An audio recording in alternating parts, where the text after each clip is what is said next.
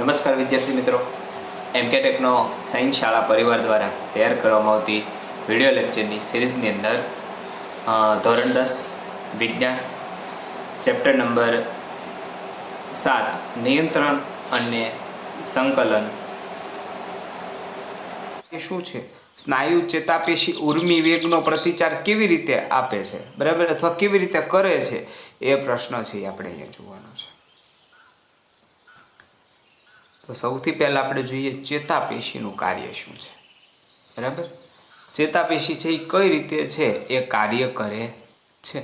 તો ચેતાપેશીનું કાર્ય શું છે, તો તે સંવેદી અંગોના ગ્રાહીઓ દ્વારા સંવેદના એકત્રિત કરે છે. કાર્ય સમજો કે ભાઈ શું કરે છે, એ સંવેદી અંગ છે, સંવેદી અંગોના જે ગ્રાહીઓ દ્વારા સંવેદના એકત્રિત કરે છે. આ સંવેદના કરોડરજ્જુ દ્વારા મગજમાં મોકલવામાં આવે છે.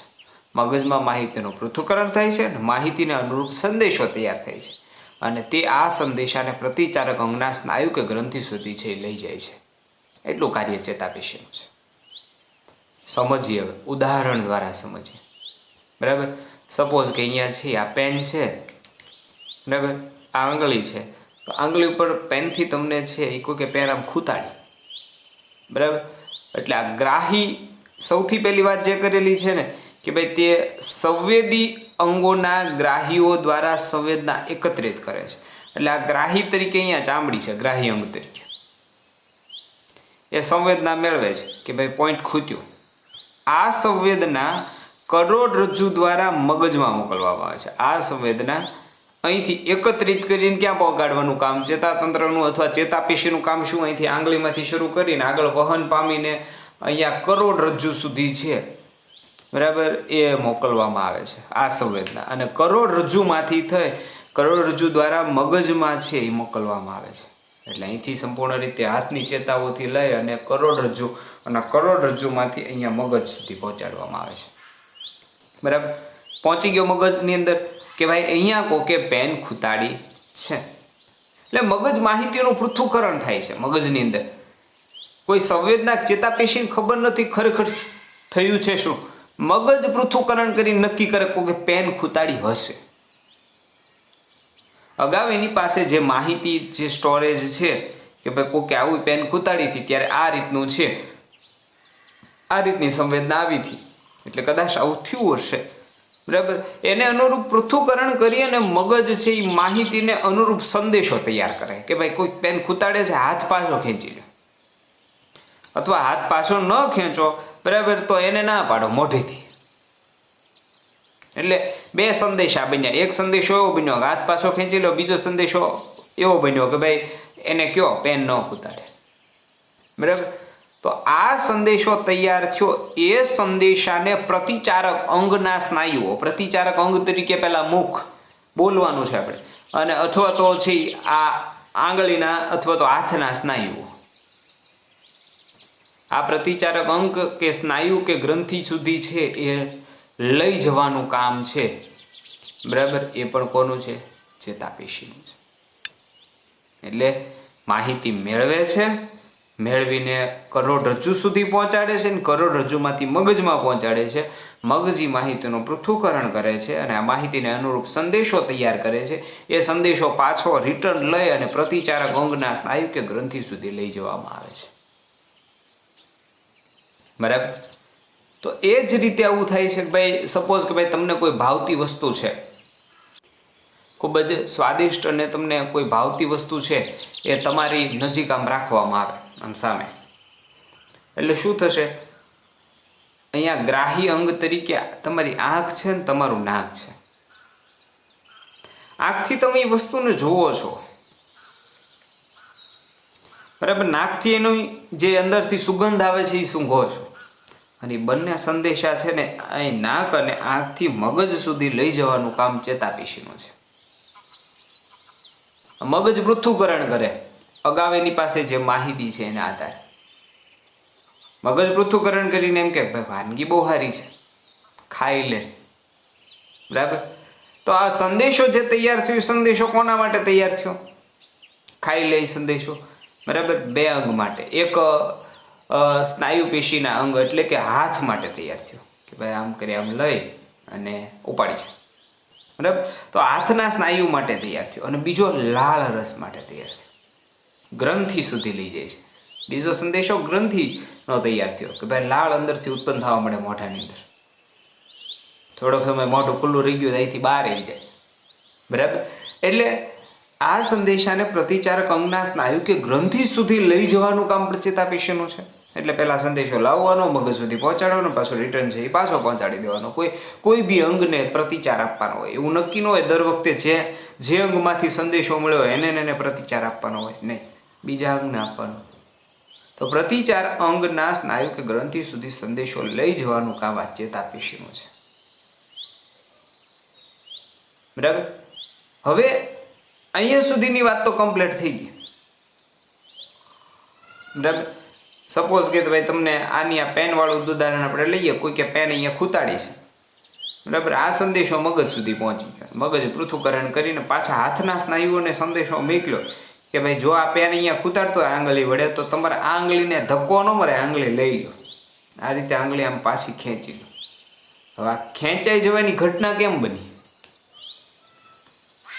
બરાબર, એ સજીવ તો નથી, આપણી જેમ સજીવ તો નથી. માણાને કીધો કે હાલ ભાઈ ઊભો થઈ જાય, ઊભો થઈ જાય. બરાબર, તો અંદરનો અંગમાં આ હલનચલન આંગળી છે અહીંયા રીતે આમ સીધી હતી ત્યાંથી આમ પાછી વહી જવા પાછળ છે, એ શું જવાબદાર છે એ ક્રિયા આપણે આ પ્રશ્નની અંદર સમજવાની છે. એટલે બીજો ભાગ આખો એ છે ને કે ચેતાપેશી ચેતા ઉર્મિનો પ્રતિચાર કેવી રીતે કરે છે. જે ચેતા ઉર્મિ મગજમાંથી આવી એનો પ્રતિચાર કરવાનું કામ કેવી રીતે થાય છે. બરાબર, તો ખરેખર શું થાય છે? અહીંયા હશે ને, અહીંયા સ્નાયુઓ હશે હાથની અંદર.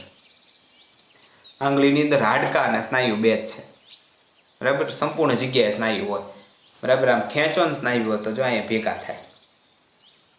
બરાબર, અહીંયા સ્નાયુઓ છે, આ બધા સ્નાયુઓ છે. તો જ્યારે ઉર્મિ વેગ છે એ સ્નાયુ સુધી પહોંચે ને, આવો સંદેશો મગજે જે તૈયાર કરીને ઉર્મિ વેગ મોકલ્યો છે એ કોઈ હાથના સ્નાયુ સુધી પહોંચે ને, ત્યારે સ્નાયુ તંતુનું હલનચલન થાય. સ્નાયુઓ હલનચલન કરે. તો એ કઈ રીતે કરે હલનચલન? બરાબર, કોઈ બી પદાર્થને હલનચલન કરાવવું તો કઈ એમનું તો ન કરે. તો આ સ્નાયુની અંદર હલનચલન કેવી રીતે થાય? બરાબર, તો એ સમજવાનું છે. તો કોષીય સ્તરે હલનચલનની શરૂઆત થાય. કોષીય સ્તરે, કોષના સ્તરે છે. બરાબર, આ જે સ્નાયુ પેશી છે એના પ્રત્યેક કોષોની અંદર છે હલનચલનની શરૂઆત થાય. સ્નાયુ કોષો શું કરે? તેમનો આકાર બદલી અને ટૂંકા થઈ જાય અને હલનચલન કરે. બરાબર, જોજો હવે સપોઝ આ ઉદાહરણ સમજો. તમે હાથ આ રીતે છે એ પાછળ ખેંચો છો. આ સીધો હાથ તમારો છે. બરાબર, આ સીધા હાથને તમે પાછળની બાજુ ખેંચો છો. આ વખતે કઈ ઘટના બને છે? કઈ એવી ઘટના છે જે જવાબદાર છે, જેની વડે છે તમારો હાથ પાછો જ્યારે ખેંચાય છે, બરાબર, એવા સમયે છે શું બને છે એ અહીંયા સમજવાનું છે તમારે. કે આ રીતે હાથ તમારો સીધો હતો. બરાબર, હાથ તમે આ રીતે ખેંચો એટલે જો અહીંયા સ્નાયુઓ ભેગા થઈ ગયા છે. ભેગા થઈ ગયેલા અનુભવે. બરાબર, આ ભાગ ઉપર જો અહીંયા સ્નાયુઓ શું હશે? ભેગા થઈ ગયા છે, ટૂંકા થઈ ગયા છે. એટલે પ્રત્યેક કોષ ટૂંકો થઈ જશે એટલે ઓટોમેટિક આખી પેશી ટૂંકી પડી જશે. બરાબર, ને પાછો એમ કે હવે હાથ લાંબો કરવાનો છે ત્યારે શું થઈ જાય? સ્નાયુઓ પાછા મૂળ સ્થિતિમાં આવી જાય. પાછો એમ કે હવે હાથ પાછો ઓલો કરો તો સ્નાયુઓ અહીં ભેગા થાય. અહીંયા તમારો હાથ રાખો ને તો તમને ખબર પડશે સ્નાયુઓની અંદર કોષો લાંબા ટૂંકા થાય છે. હવે કોષ લાંબુ ટૂંકું થવા પાછળનું કારણ શું છે? તો સ્નાયુ કોષો પાસે વિશિષ્ટ પ્રકારનું પ્રોટીન આવેલું છે. આ કોષની અંદર આ એક વિશિષ્ટ પ્રકારનું પ્રોટીન ભરેલું છે.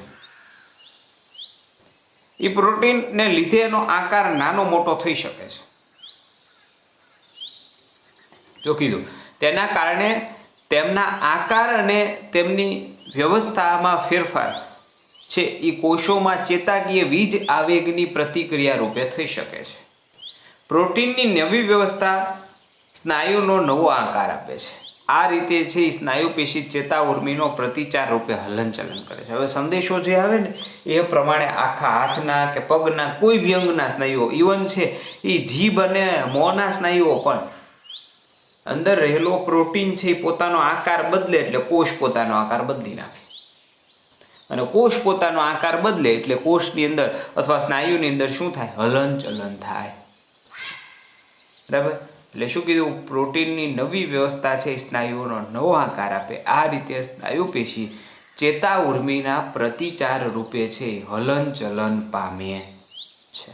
તો આ પ્રતિચાર થયો એ સ્વરૂપે હલનચલન. એ પછી આ હાથની આંગળીની અંદર રહેલા પણ સ્નાયુ કોષો હોય તો એ પણ જો ભેગા થાય જ્યારે તમે આંગળી ભેગી કરો ત્યારે આ ભાગ ઉપર ને અહીંયા પાછા છે એ સ્વતંત્ર થઈ જાય. તો અંદર રહેલું પ્રોટીન જે છે સ્નાયુ કોષની અંદર રહેલું જે પ્રોટીન છે એ પોતાનો આકાર બદલે, જેને લીધે છે કે આખે આખું સ્નાયુ પોતાનો આકાર છે એ બદલે છે. બરાબર? તો આ શું થયું કે ભાઈ સ્નાયુ પેશીનો ચેતા ઉર્મિ વડે પ્રતિચાર છે. બરાબર? એ કઈ રીતે થાય છે? તો અહીંયા છે એ ચેતા પેશીની વાત કમ્પ્લીટ થઈ છે. બરાબર? તો મનુષ્યની અંદર થતી હલનચલનની સમગ્ર પ્રક્રિયા, નિયંત્રણ અને સંકલનની સમગ્ર પ્રક્રિયા તમે છે અહીંયા સમજી ગયેલા છો. બરાબર? શું શું આવે છે ફરીવાર થોડુંક રિવાઇઝ કરી દો મગજની અંદર તમારે કે ભાઈ સૌથી પહેલાં છે આપણે પરાવર્તી ક્રિયા અને પરાવર્તી કમાન છે એ સમજ્યા હતા. ત્યાર પછી મગજની સંરચના, એના અલગ અલગ જે ભાગો છે, અગ્ર મગજ, પશ્વ મગજ અને મધ્ય મગજ અથવા બૃહદ મસ્તિષ્ક જેને કહેવામાં આવે છે. આ ભાગો છે એ ભાગોના કાર્યો શું શું છે.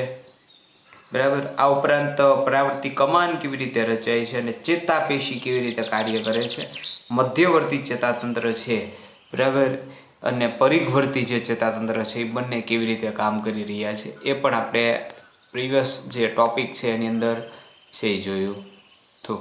બરાબર? મધ્યસ્થ ચેતાતંત્રની અંદર સેન્ટ્રલ નર્વસ સિસ્ટમ, CNS જેને કહેવામાં પૂરું નામ પૂછે છે, CNSનું પૂરું નામ આપો. સેન્ટ્રલ નર્વસ સિસ્ટમ, મધ્યસ્થ ચેતાતંત્ર. બરાબર? અને એવી જ રીતે પરિઘવર્તી ચેતાતંત્ર, એનું મેં તમને ગોતવાનું કીધું છે. બરાબર? તો અહીંયા છે એ મનુષ્યનો આખો અધ્યાય છે એ પૂરો થાય છે.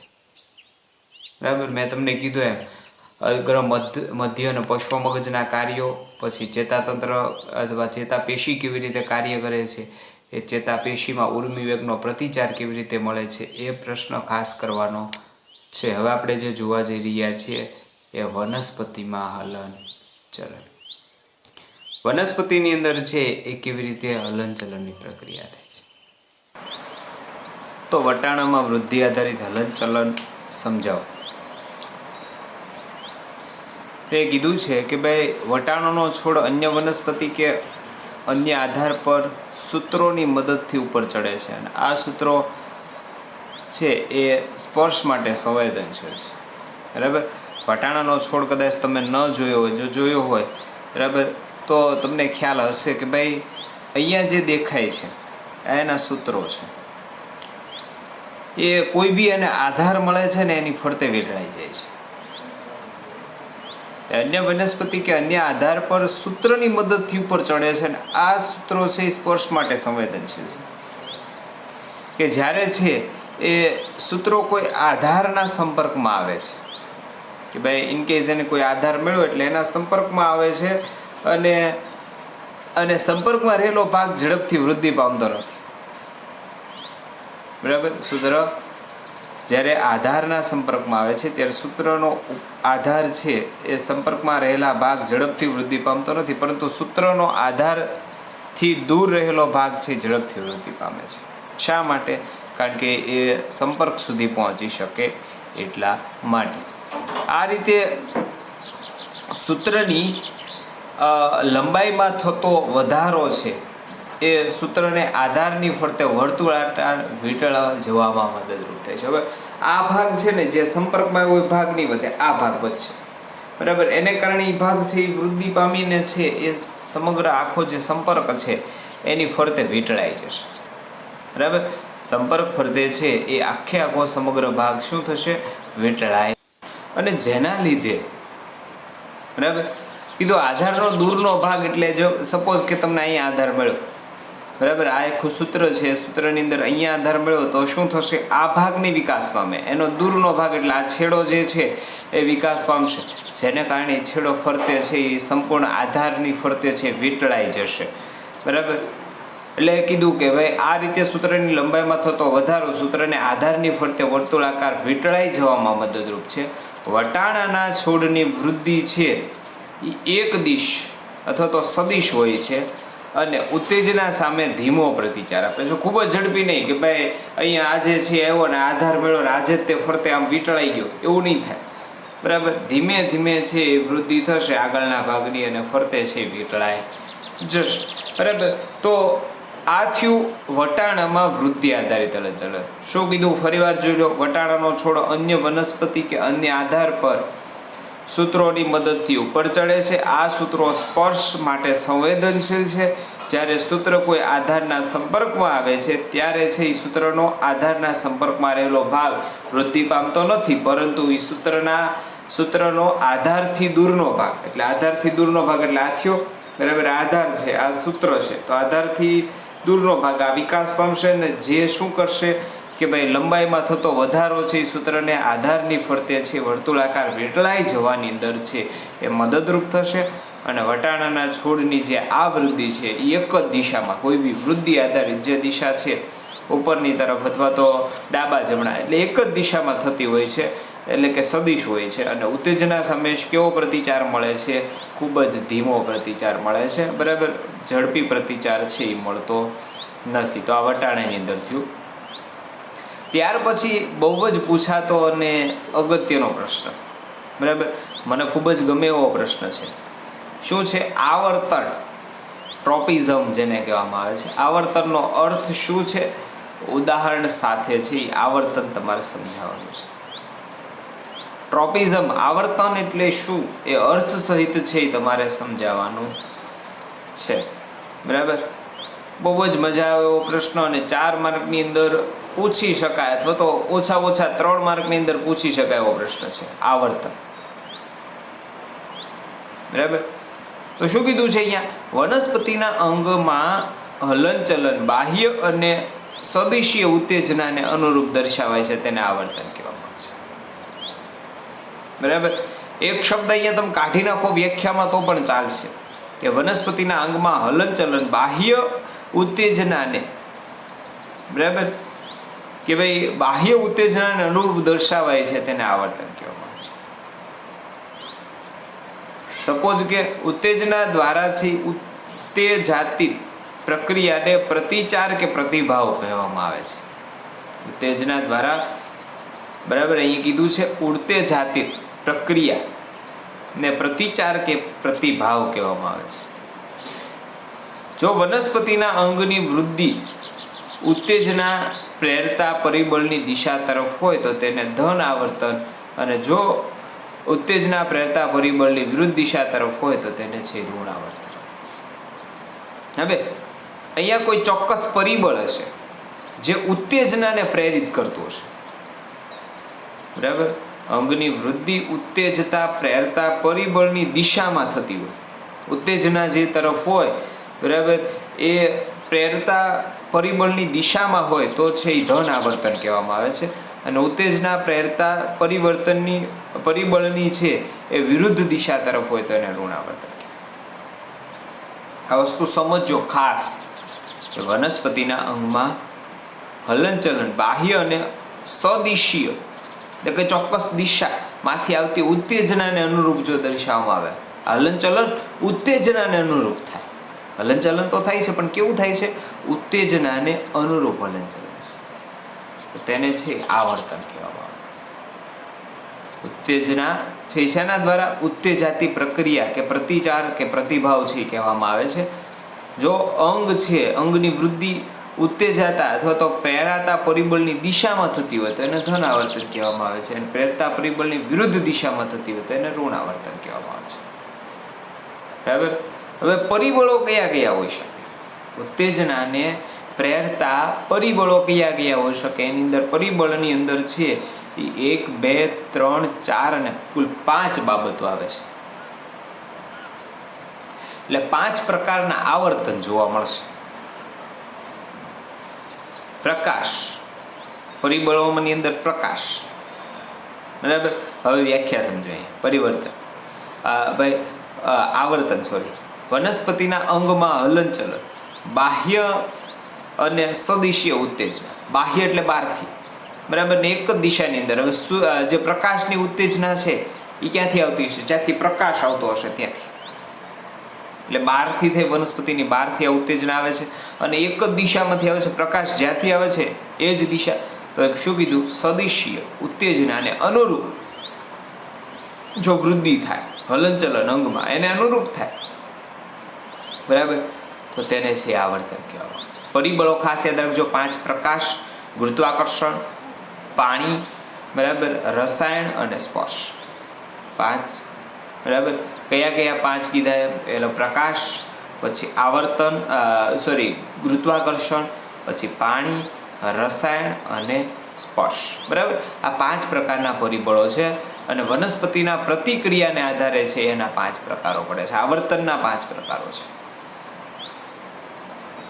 એમાંથી પહેલું છે પ્રકાશ આવર્તન, જેને ફોટોટ્રોપિઝમ કહેવામાં આવે છે. પ્રકાશની પ્રતિક્રિયા રૂપે વનસ્પતિના અંગમાં થતા હલનચલનને છે પ્રકાશ આવર્તન. એક જ વ્યાખ્યા યાદ રાખવાની, પછી જો શબ્દો જ ખાલી ફેરવી નાખવાના છે. પ્રકાશની પ્રતિક્રિયા રૂપે વનસ્પતિના અંગમાં થતા હલનચલન છે એને પ્રકાશ આવર્તન કહેવાય, બરાબર. હવે તમને આ કદાચ ઉપરની વ્યાખ્યા ગળે ન ઉતરી હોય તો આ નવી વ્યાખ્યા આવર્તનની સમજી લેજો. નવી વ્યાખ્યા આવર્તનની આની ઉપરથી બનાવી દઉં છું તમને કે ભાઈ આ પ્રકાશ છે ને ત્યાં કહેવાનું બાહ્ય પરિબળની પ્રતિક્રિયા રૂપે, બાહ્ય પરિબળની પ્રતિક્રિયા રૂપે વનસ્પતિના અંગમાં થતા હલનચલનને છે એ શું કહેવામાં આવે છે? આવર્તન કહેવામાં આવે છે. હવે પરિબળ બદલાય એમાં અહીંયા આવર્તન બદલાય. આ 2 જ શબ્દો બદલાય. એ પ્રકાશ બદલાય તો અહીંયા પ્રકાશ આવર્તનમાંથી બીજો શબ્દ આવી જાય, બરાબર. બાહ્ય પરિબળની પ્રતિક્રિયા રૂપે વનસ્પતિના અંગમાં થતા હલનચલનને છે આવર્તન કહેવામાં આવે છે. જો એ પ્રકાશ હોય તો પ્રકાશ આવર્તન. બાહ્ય પરિબળ તરીકે પ્રકાશ છે. દાખલા તરીકે પ્રકાશ આવર્તન ફોટોટ્રોપિઝમ કોને કહેવામાં આવે છે? મૂળ તંત્ર ઋણ પ્રકાશ આવર્તન અને પ્રકાંડ તંત્ર પ્રકાંડ છે એ ધન પ્રકાશ આવર્તન દેખાડે છે. હવે આપણે સમજીએ, બરાબર. તો અહીંયા છે એ સૂર્યપ્રકાશ જે તરફ આવતો હોય ને એ તરફ વનસ્પતિની વૃદ્ધિ થાય, બરાબર. સૂર્યપ્રકાશ જ્યાંથી એને મળતો હોય એ તરફ વનસ્પતિની છે વૃદ્ધિ થાય. કઈ રીતે આ વસ્તુ? તો અહીંયા જુઓ તમે આ પ્રવૃત્તિ ખાસ જુઓ. પ્રવૃત્તિ શું કહેવા માંગે છે ને એના આધારે આપણે પ્રકાશ આવર્તન સમજવાનું છે, બરાબર. આ પ્રવૃત્તિની અંદર એક છોડ લેવાનો છે, બરાબર. એ છોડને છે એ તમારે આ સી આકારનો જે આ રીતનો ભાગ છે ને આવા બોક્સની અંદર પેક કરી દેવાનો છે.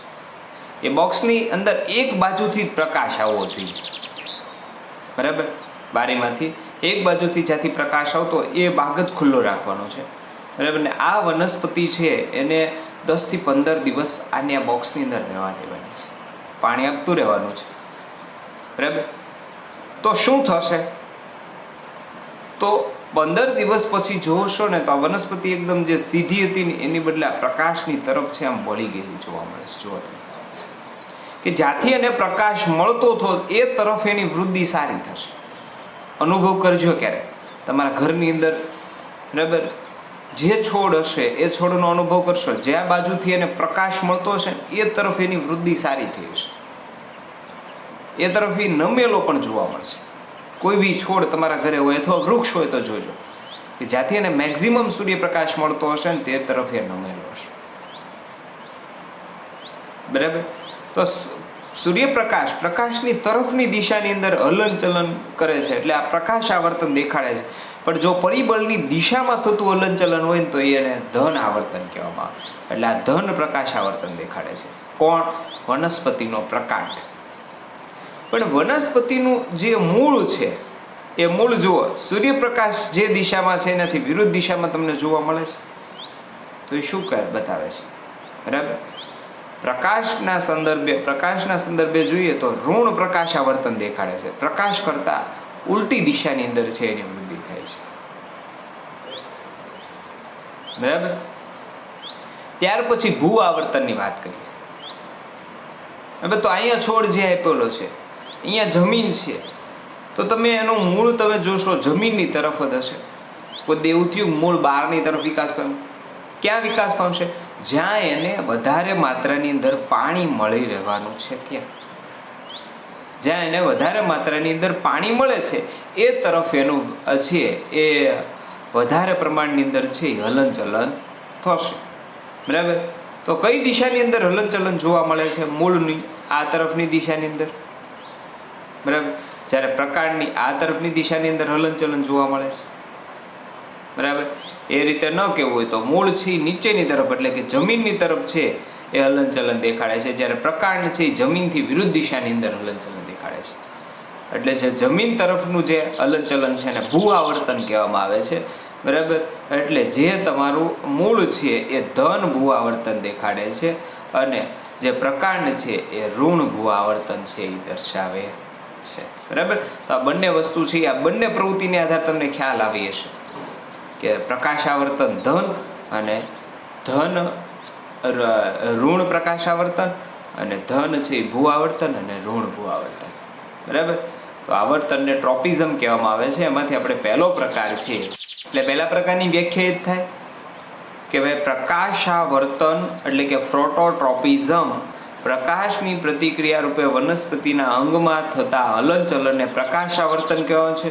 મૂળ તંત્ર ઋણ પ્રકાશાવર્તન દેખાડે છે અને પ્રકાંડ છે ધન પ્રકાશાવર્તન દેખાડે છે. બરાબર, તો આ પ્રકાશની દિશા ઉપરની તરફ થઈ એટલે ધન પ્રકાશાવર્તન જે પ્રકાંડ છે એ દેખાડે છે. બરાબર, જ્યારે આ મૂળ છે એ પ્રકાશ કરતાં ઉલટી દિશાની અંદર વૃદ્ધિ પામે છે, એનું હલનચલન કે વૃદ્ધિ ઊંધી થાય છે પ્રકાશ કરતાં ઉલટી દિશાની અંદર, તો એને શું કહેવામાં? ઋણ પ્રકાશાવર્તન. બરાબર, એવી જ રીતે એવી જ રીતે છે પ્રકાશને ભૂલીને હવે છે એ જમીનને યાદ કરો. બરાબર, અથવા તો ગુરુત્વાકર્ષણને યાદ કરો તો પણ ચાલે. ભૂ આવર્તન અથવા તો જીઓટ્રોપિઝમ ગુરુત્વાકર્ષણની પ્રતિક્રિયા રૂપે વનસ્પતિના અંગોમાં થતા હલનચલનને ભૂ આવર્તન કહેવામાં આવે છે. બરાબર, હવે મૂળ તંત્ર છે એ ધન ભૂ આવર્તન અને પ્રકાંડ છે ઋણ ભૂ આવર્તન દેખાડે છે. હવે બીજું પરિબળ તરીકે શું છે? બીજા પરિબળ તરીકે આપણી પાસે છે એ જમીન ગુરુત્વાકર્ષણ છે. બરાબર, પ્રકાંડ ગુરુત્વાકર્ષણની વિરુદ્ધ જઈને ઉપર વૃદ્ધિ કરે. ગુરુત્વાકર્ષણ નીચેની તરફ ખેંચતું હોય, પ્રકાંડ ઉપર જતું હોય તો વિરુદ્ધ થઈ પરિબળ કરતાં વિરુદ્ધ દિશામાં હલનચલન થયું તો એ કયા પ્રકારનું થાય? ઋણ. બરાબર, તો પ્રકાંડ છે ઋણ ભૂ આવર્તન દેખાડે છે, જ્યારે મૂળ શું કરે છે? ગુરુત્વાકર્ષણની દિશાની અંદર જ વૃદ્ધિ પામે. નીચેની તરફ ગુરુત્વાકર્ષણ હોય તો ત્યાં જ વૃદ્ધિ પામે છે. એટલા માટે છે એ મૂળ છે એ ધન ભૂ આવર્તન દેખાડે છે. બે અલગ અલગ છે. જો ઋણ પ્રકાશ આવર્તન અને ધન ભ્રુવ આવર્તન.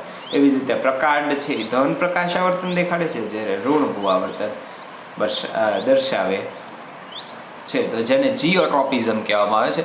ત્યાર પછી આવે છે એ હાઇડ્રોટ્રોપિઝમ જલાવર્તન. 5 પરિબળો છે ને એના આધારે 5 નામ છે. પહેલું પ્રકાશ તો પ્રકાશાવર્તન, પછી બીજું છે એ ગુરુત્વાકર્ષણ તો ભૂ આવર્તન, ત્રીજું છે એ પાણી તો આવે છે જલાવર્તન. બરાબર, અને પાંચમું છે એ ચોથું છે એ રસાયણ, તો એને આધારે આવે છે કેમોટ્રોપિઝમ એટલે કે રસાયણ આવર્તન, અને પાંચમો છે સ્પર્શ તો આવે છે સ્પર્શાવર્તન.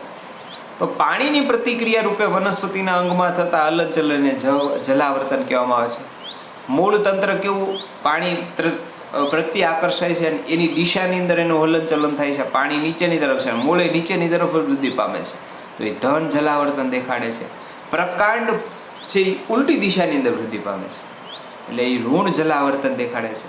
બરાબર, કે ભાઈ પ્રકાંડ છે એ પાણી કરતાં ઉલટી દિશાની અંદર છે પોતાની વૃદ્ધિ દેખાડે છે. એટલા માટે છે એ કયા પ્રકારનું જલાવર્તન દેખાડે છે? ઋણ જલાવર્તન દેખાડે છે. ત્યાર પછી આવે છે એ રસાયણાવર્તન, જેને કેમોટ્રોપિઝમ કહેવામાં આવે છે. રસાયણાવર્તન તો ચોક્કસ રસાયણની પ્રતિક્રિયા રૂપે વનસ્પતિ અંગોમાં થતા હલનચલનને છે એ રસાયણાવર્તન કહેવામાં આવે છે. ફલનની પ્રક્રિયામાં પરાગ નલિકાની પરાગ વાહિનીમાં અંડક તરફ થતી વૃદ્ધિ છે એ રસાયણાવર્તન દેખાડે છે. બરાબર.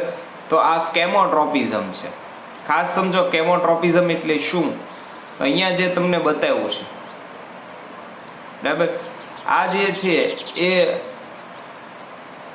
રસાયણાવર્તન એટલે કેમોટ્રોપિઝમનું ઉદાહરણ છે કે જેની અંદર જ્યારે ફલન થાય છે, અગાઉના ચેપ્ટર નંબર 8 ની અંદર આપણે ફલનની પ્રક્રિયા સમજશું. તો વનસ્પતિની અંદર જ્યારે ફલન થાય છે ત્યારે પર્ણની ઉપરના ભાગનો જે ટોચનો ગાદીવાળો ભાગ છે, બરાબર, જેને પરાગાસન કહેવામાં આવે, એની ઉપર પરાગરજ આવે છે. આને લીધે એમાંથી એક વાહિની રચાય છે અને એ વાહિનીનું વહન છે એ શેની તરફ થાય? આ અંડકોષ છે, અંડક જેને કહેવામાં, અંડક તરફ છે એ થાય છે. એટલે ચોક્કસ રાસાયણિક પ્રતિક્રિયા રૂપે વનસ્પતિમાં થતા હલનચલનને રસાયણવર્તન કહેવામાં આવે છે. ફલનની પ્રક્રિયામાં પરાગ નલિકાની પરાગ વાહિનીમાં અંડક તરફ થતી વૃદ્ધિ છે એ રસાયણાવર્તન છે. અંડક તરફ થતી વૃદ્ધિ છે એ શું છે? રસાયણાવર્તન છે. એટલે ઉદાહરણ ખાસ યાદ રાખજો. ફલનની પ્રક્રિયામાં પરાગ નલિકાની પરાગ વાહિનીઓમાં થતા અંડક તરફની વૃદ્ધિ. એટલે આ પરાગ નલિકા છે ને એ ક્યાં તરફ? અંડક તરફ છે એ વૃદ્ધિ પામે છે. બરાબર. તો આ રસાયણાવર્તનનું ઉદાહરણ. તો અહીંયા રસાયણાવર્તન સમજો તો ખાસ અહીંયા શું થશે? આ ભાગ ઉપર અહીંયા પરાગરજ આવશે. સમજો, બહુ ડીપમાં જવાની જરૂર નથી. બરાબર. બહુ મગજને પ્રેશર નહીં આપતા. જો સમજાય તો વાત ઠીક છે. બરાબર. અહીંયા પરાગરજ આવશે. અહીંથી એક પરાગરજમાંથી એક પરાગ નલિકા છે એ ઉત્પન્ન થશે. આ નલિકા જુઓ, એ નલિકાની વૃદ્ધિ આમ નહીં થાય, આ તરફ નહીં થાય, આ બાજુ કંઈ નહીં થાય, અથવા ઉપરની તરફ બીજે ક્યાંય નહીં થાય. બરાબર. આ રીતે નલિકાની વૃદ્ધિ નહીં થાય, પણ નલિકાની વૃદ્ધિ સીધી છે એ અંડક તરફ જ થશે. જે આ અંડકોષ છે એટલે અહીંથી વૃદ્ધિ પામીને, બરાબર, આ નલિકા છે એ પરાગરજને અહીંયા વચ્ચે સેન્ટરમાં અંડકોષ સુધી પહોંચાડશે. બરાબર. તો આ જે હલનચલન થાય છે એ શેને કારણે થાય છે? બરાબર, રસાયણને કારણે. અંદર ઉત્પન્ન થતું, જે અંડકોષની અંદર ઉત્પન્ન થતું અંતઃસ્ત્રાવ સ્વરૂપે જે રસાયણ ઉત્પન્ન થાય છે એને કારણે થાય છે. તો આને કહેવામાં આવે છે કેમોટ્રોપિઝમ અથવા તો રસાયણાવર્તન છે એ જેને કહેવામાં આવે છે. બરાબર. ત્યાર પછી જોઈએ તો સ્પર્શાવર્તન. બરાબર. ત્યાર પછીનો ટોપિક છે સ્પર્શાવર્તન. કોને કહેવામાં આવે છે? બરાબર. સ્પર્શાવર્તન માટે શબ્દ આપેલો છે અહીંયા થિગ્મોટ્રોપિઝમ. સ્પર્શાવર્તનનું બીજું કોઈ ઉદાહરણ આપણે સમજવા જવું જ નહીં પડે, આપણે અગાઉ જ સમજી ગયા છીએ. બરાબર. સ્પર્શાવર્તન છે એનું ઉદાહરણ તો આધારના સ્પર્શની પ્રતિક્રિયા રૂપે વનસ્પતિમાં અંગમાં થતા હલનચલનને સ્પર્શાવર્તન કહેવામાં આવે છે. બરાબર. તો વનસ્પતિના સૂત્રાંગો જેને કહેવામાં આવે છે, જો અહીંયા તમને આકૃતિની અંદર તમે જોઈ શકો છો. બરાબર. સૂત્રો છે એ આધાર ફરતે વીંટળાઈ ગયા છે. બરાબર. એટલે કે સૂત્રાંતો આધારની ફરતે કૃતલાકારે વીંટળાયેલા છે તેને છે એ ધન સ્પર્શાવર્તન છે એ કહેવામાં આવે છે. બરાબર. તો 5 પ્રકારો અહીંયા છે એ આપણે કમ્પ્લીટ કર્યા. પહેલો પ્રકાર છે એ શું થશે? પહેલો પ્રકાર છે પ્રકાશાવર્તન, એટલે પ્રકાશની પ્રતિક્રિયા રૂપે વનસ્પતિના અંગમાં થતા હલનચલનને પ્રકાશાવર્તન કહેવામાં આવે છે. બીજો ભૂ આવર્તન, બરાબર, જેને જીઓટ્રોપિઝમ કહેવામાં આવે છે. ગુરુત્વાકર્ષણની પ્રતિક્રિયા રૂપે વનસ્પતિના અંગમાં થતા હલનચલનને ભૂ આવર્તન કહેવામાં આવે છે. ત્યાર પછી આવે છે જલાવર્તન, હાઇડ્રોટ્રોપિઝમ. પાણીની પ્રતિક્રિયા રૂપે વનસ્પતિના અંગમાં થતા હલનચલનને છે એ જલાવર્તન કહેવામાં આવે છે. ત્યાર પછી રસાયણાવર્તન, જેને કેમોટ્રોપિઝમ કહેવામાં આવે છે. રસાયણની પ્રતિક્રિયા રૂપે વનસ્પતિના અંગમાં થતા હલનચલનને રસાયણવર્તન કહેવામાં આવે છે. અને ત્યાર પછી આવે છે સ્પર્શાવર્તન, જેને થિગ્મોટ્રોપિઝમ કહેવામાં આવે છે. બરાબર. આધારના સ્પર્શની પ્રતિક્રિયા રૂપે વનસ્પતિના અંગમાં થતા હલનચલનને સ્પર્શાવર્તન કહેવામાં આવે છે. એના ઉદાહરણો યાદ રાખજો. ધન આવર્તન અને ઋણ આવર્તન છે એ ખાસ યાદ રાખજો. જો પરિબળની દિશાની અંદર થાય તો ધન આવર્તન અને પરિબળની વિરુદ્ધ દિશાની અંદર વૃદ્ધિ થાય તો ઋણ આવર્તન. પ્રકાંડ છે એ ધન પ્રકાશાવર્તન દેખાડે છે, જ્યારે પ્રકાંડ છે એ ઋણ ભૂ આવર્તન દેખાડે છે. મૂળ છે એ ઋણ પ્રકાશાવર્તન દેખાડે છે, જ્યારે મૂળ છે ધન ભૂ આવર્તન છે એ દર્શાવી શકે છે. બરાબર. તો આ ટોપિક, આ પ્રશ્ન ખાસ અગત્યનો છે, ઘણીવાર પૂછાઈ જાય છે. બરાબર. કાંઈ અઘરું નથી, વ્યાખ્યાની અંદર માત્ર શબ્દો બદલવાના છે. બરાબર. જો અહીંયા સ્પર્શ હોય તો સ્પર્શ રાખવાનો છે, અને તો અહીં સ્પર્શ આવર્તન, અહીંયા રસાયણ હોય તો રસાયણ આવર્તન. બરાબર. ને એવી જ રીતે પાણી હોય તો પાણી જલાવર્તન. એના એ જ શબ્દો છે, વ્યાખ્યામાં શબ્દો નથી બદલાતા. તમારે માત્ર છે એ ઉદાહરણો ખાસ છે યાદ રાખવાના છે.